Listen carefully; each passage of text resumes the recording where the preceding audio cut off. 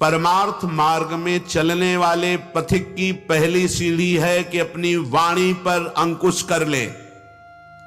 वांग निरोधो योगस्य प्रथमम द्वारम, मौन का आश्रय ले लो। ज्यादा बोलने का अभ्यास ही नहीं होना चाहिए, बड़े अपराध बन जाते हैं, निंदा स्तुति बन जाती है, दोष दर्शन होने लगता है, वो साधक गिर जाता है। मौन का स्वभाव बनाना चाहिए। जड़ मौन यहां वृंदावन में ठीक नहीं। यहां हम राधा राधा बोलेंगे, प्रभु की चर्चा बोलेंगे, कोई प्रश्न करेगा तो जो शास्त्र सम्मत बात है उत्तर देंगे, नहीं तो मौन रहेंगे। प्रपंच की तरफ से पूर्ण मौन होना चाहिए।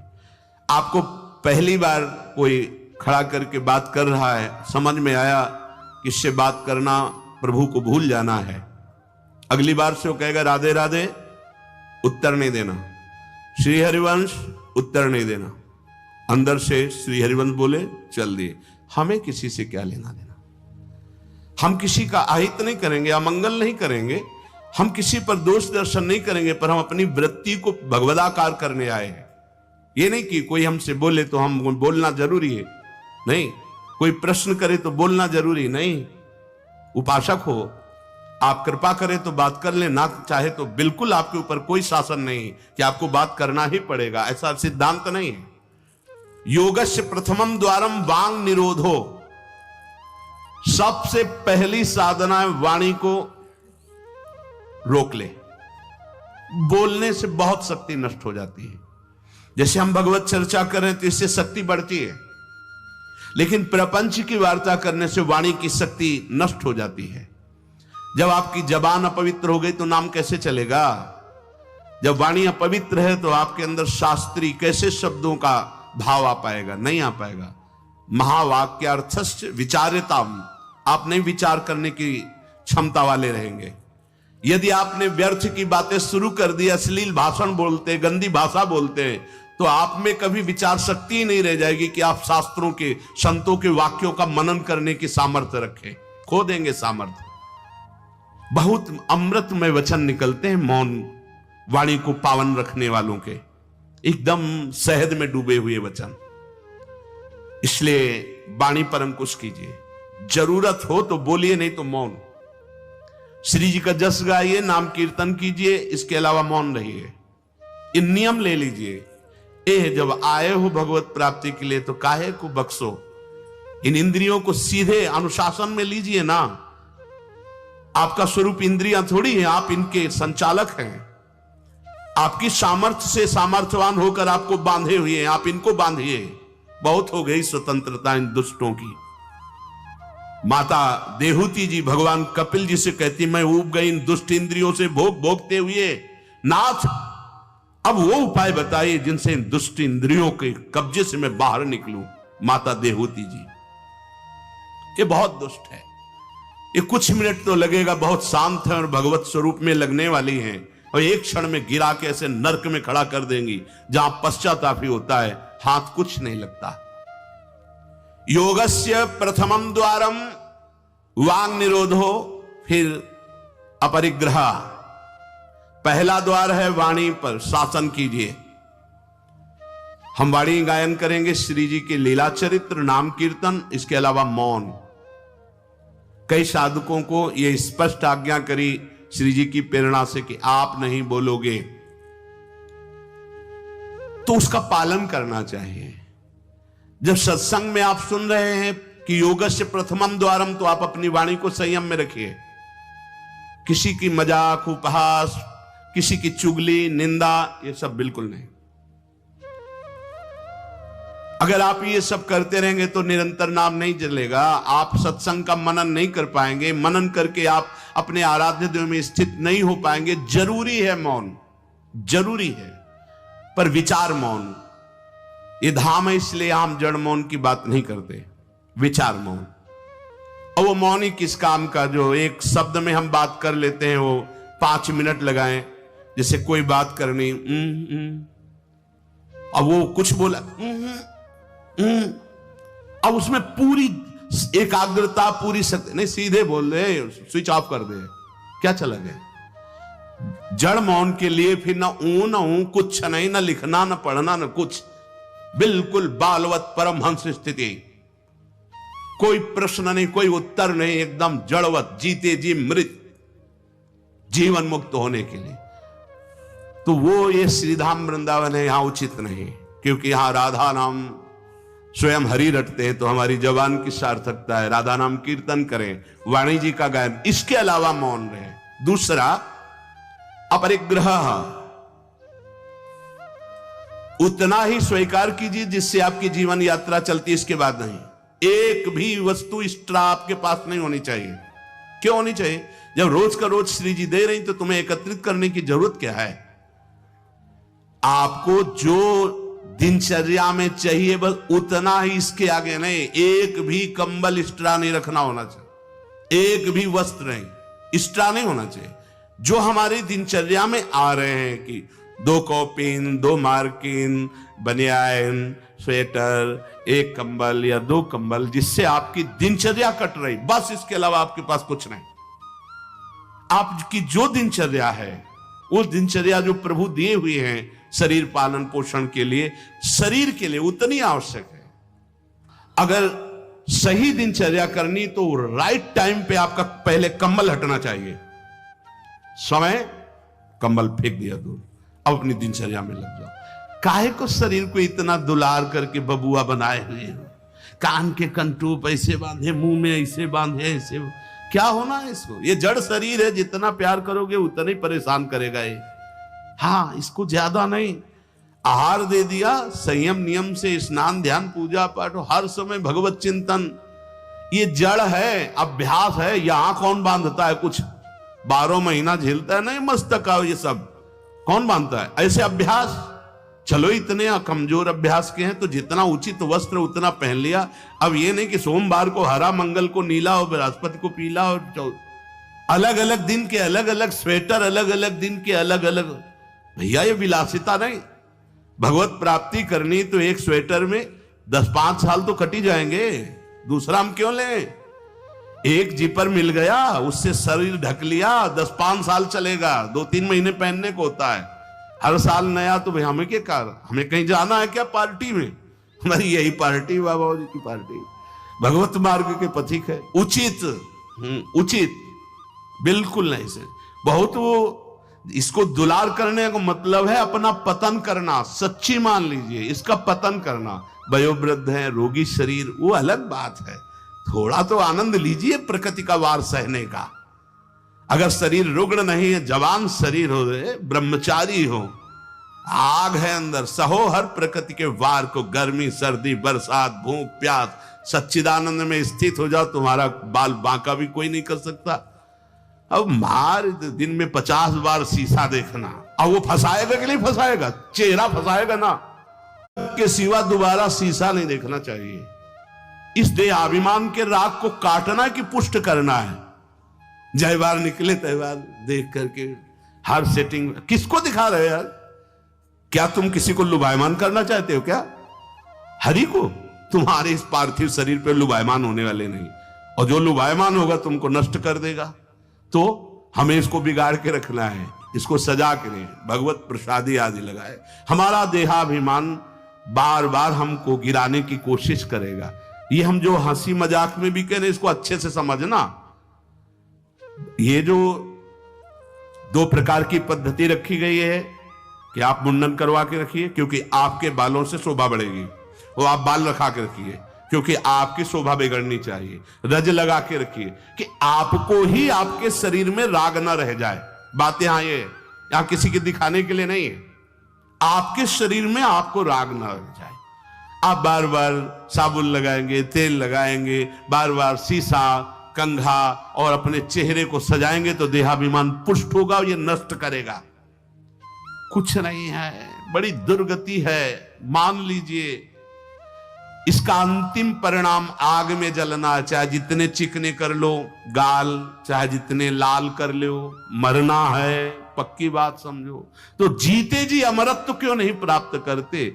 अरे ऐसा रूप प्राप्त करो जिसमें गाल लाल ही रहते हैं, लालिमा लगानी नहीं पड़ती। श्री जी की दासी लक्ष्मी कोटि विलक्ष लक्षण लसल लीला किशोरी सतई, करोड़ों लक्ष्मी आश्चर्यचकित हो जाए ऐसा रूप श्री राधा दासियों का है।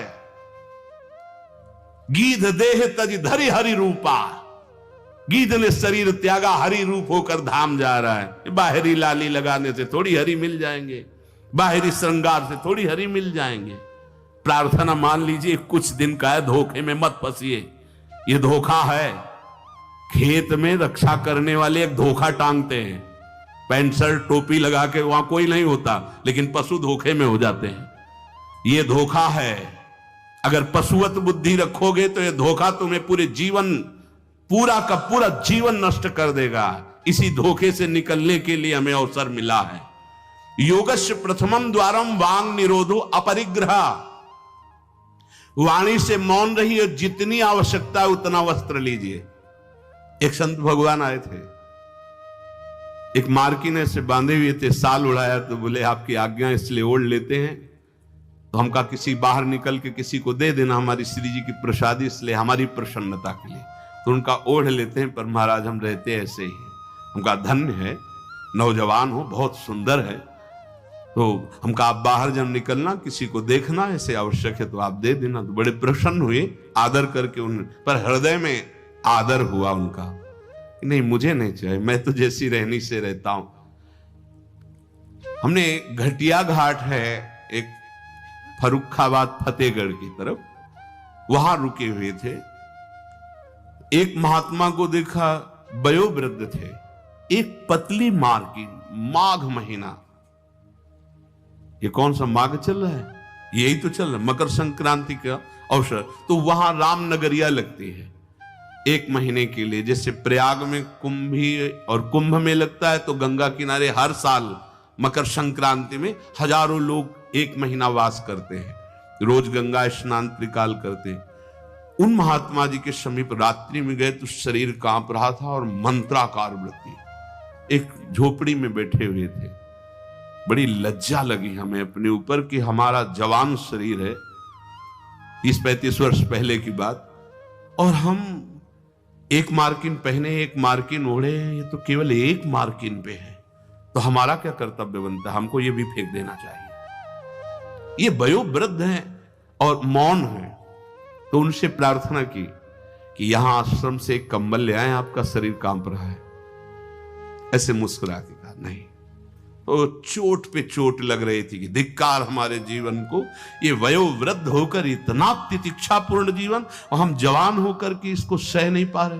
आप सच्ची मानना, जो तितिक्षापूर्ण है बहुत जल्दी भगवत साक्षात्कार होता है।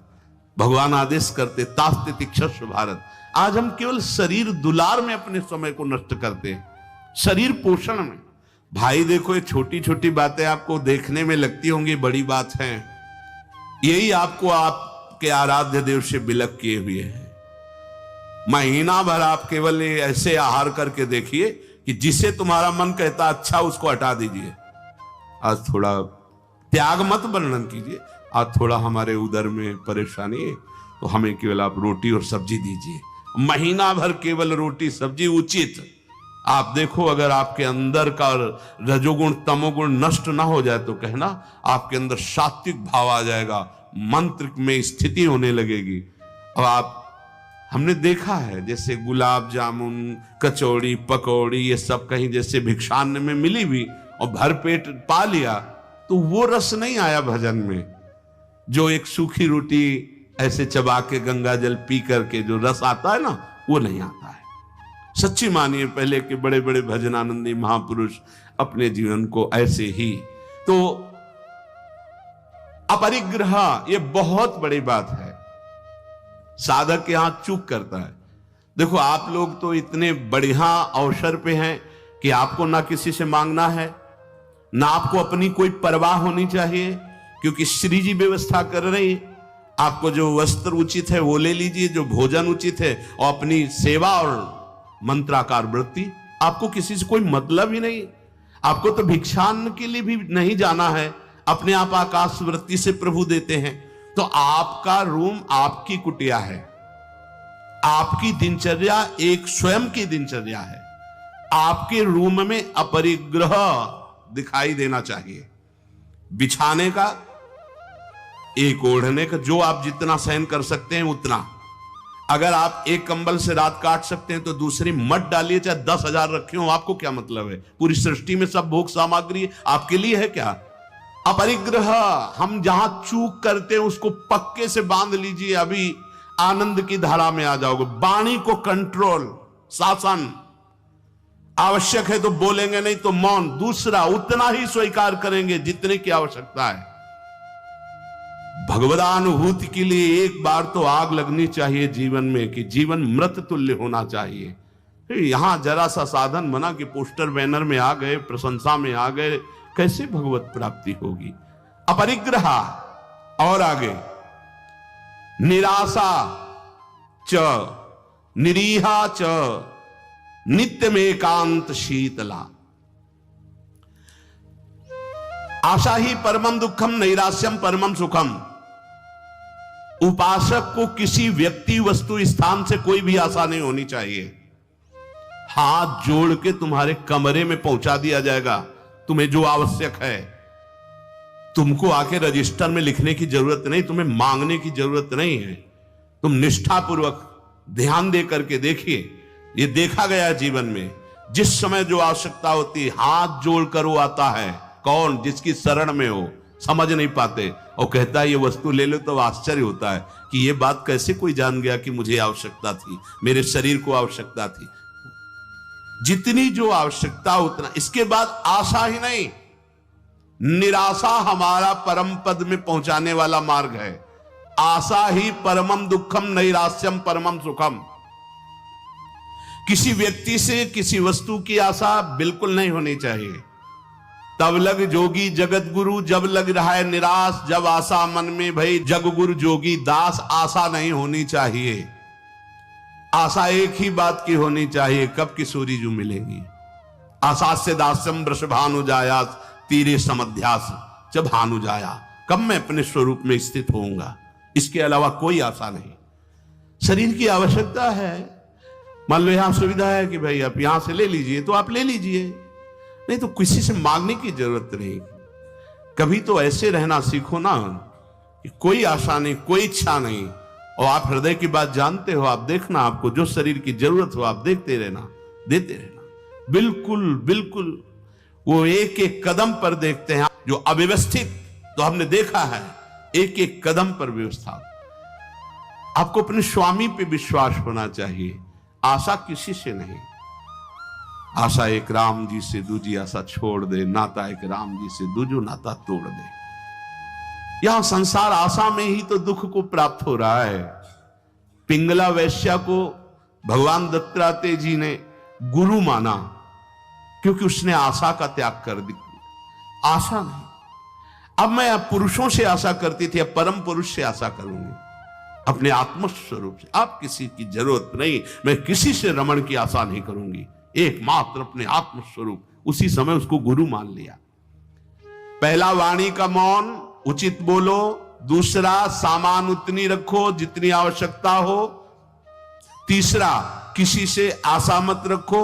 चौथा, निरीह, किसी भी तरह की लोक परलोक की कोई कामना नहीं। बड़ा आनंद। अभी देखो, जीवन मुक्त हो जाओगे। किसी से लोक की कोई आवश्यकता नहीं, लोक वस्तु की, और निरीह, कोई कामना नहीं। कितना हृदय अभी आनंदित हो जाएगा, प्रसन्न हो जाएगा। जैसे पीछे कहा कि अंतर्मुख होकर, निष्काम होकर जो भजन होता है उसमें मन प्रसन्न हो जाता है। उसी अखंड प्रसन्नता में परमात्मा साक्षात्कार होता है। निरीह, कोई इच्छा नहीं। आज क्या पाएंगे? कोई इच्छा ही नहीं आनी चाहिए। कुछ स्पेशल प्रार्थना होती, कुछ स्पेशल तो राधा नाम है, राधा रूप है, वो आप दे सकते हो तो दे दीजिए, नहीं वो तो नहीं, तो फिर और स्पेशल क्या हो सकता है? ये तो सब पार है संसार के। ये साधक, उपासक, चाहे गृहस्थ हो चाहे विरक्त, एक निष्ठा होनी चाहिए। एक निष्ठा। एक नए साधक को हमने देखा, कि कपड़ा ऊपर से पड़ा था और गमछा पेट में बंधा था। जब प्रसाद पाने के लिए बैठे, किसी जगह हम रहते थे, वो आए थे मंडली से, तो हम संतों पर बहुत सूक्ष्म दृष्टि, उनके व्यवहार, उनके आचरण से, क्योंकि सब कुछ सीखने को मिलता है, तो देखा कि खींच के पेट में गमछे से गांठ बंधी थी जब वो प्रसाद को बैठे, और पहले नहीं बंधी थी। तो उनके नजदीक गए और कहा, महाराज जी इसका क्या रहस्य, आप गमछा बांधे? बोले साधन में एक उचित आहार चाहिए, तो मुझे पता चल जाता है जहां थोड़ा पाया तो इतने में हम इतने गमछा नाप का, उसमें 3 गांठ, तो उतना नित्य। बोले कभी ज्यादा आहार नहीं, यद्यपि ये प्रथम साधना के लिए ऐसा है, नहीं तो एक सामने से आहार का निश्चय किया जाता है, इतना आहार, फिर चाहे कितना अमृत हो उसके ऊपर नहीं होना चाहिए। साधु को बार बार नहीं लेना चाहिए। ये जो नहीं पूड़ी पूड़ी, बोले हाँ डालो, खीर हाँ 4 पूड़ी रख दो, इतने सब्जी रख दो, दोबारा आप पूछिएगा किसी से, हमारे से पूछने की जरूरत नहीं। ऐसे ही दिनचर्या नहीं, गरम गरम भैया, गरम और नरम दोनों से मतलब नहीं। हम महापुरुषों ने देखो, एक बार उड़िया बाबा प्रसाद पवा रहे थे स्वयं खड़े होके, तो 2 प्रकार की पूड़ी बनवाई थी, एक पतली और पकी हुई, और एक मोटी लंबी कच्ची। पकी हुई नीचे रख दिया और कच्ची वाली ऊपर रख दिया, और आप खड़े हो गए। ऐसे सब नवीन साधक ऐसे पार, उनमें से 50 नीचे वाली पूड़ी ऊपर करके शुरू किया, और कई साधक ऊपर से शुरू किए। तो जो नीचे वाले तुमसे कहा खड़े हो जाओ, वो तो महापुरुष थे, जाओ ब्याह करो जाके, गर्मा गर्म बहू के हाथ पाना, बाबा जी बनने लायक नहीं हूं। ऐसे सीधे डांट लग, कान पकड़ा, महाराज जी गलती हुई। नहीं, आपने ऊपर वाली को नीचे क्यों किया, नीचे वाली को ऊपर क्यों किया? क्योंकि वो पकी थी ना, तुम्हारी स्वाद पर दृष्टि थी ना, इसलिए स्वाद का पोषण करना, तो घर जाओ। भगवत मार्ग में चलने के लिए स्वाद मिटाना है, केवल भगवत स्वाद लेना है, भगवत आनंद का स्वाद लेना है। कितना कठिन लग रहा होगा? कुछ कठिन नहीं है। जब लक्ष्य बन जाता है भगवत प्राप्ति, तो सब सहज हो जाता है। नहीं खान पान ते भावे है, नहीं कोमल वसन सुहावे है, सब विषय लगे ते खारा है, हरि आशिक का मग न्यारा है। समझो इस बात को।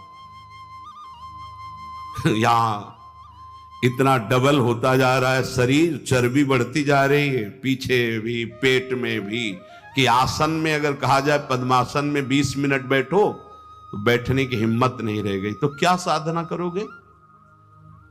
बिल्कुल ये बात होश में रखिए, शरीर को बढ़ावा देना बिल्कुल अपना नाश करना है। उचित आहार ऐसा कि पाने के बाद तुरंत आसन में 1 घंटे बैठना पड़े तो आपको कोई परेशानी न हो। मान लीजिए आप उदर नहीं हैं, आप प्राण नहीं हैं, आप रसेंद्री नहीं हैं, आप मन नहीं है, उचित आहार दीजिए, रात दिन भजन में लगी, अभी सात्विक भाव आ जाएगा। सात्विक भाव नहीं आ रहा।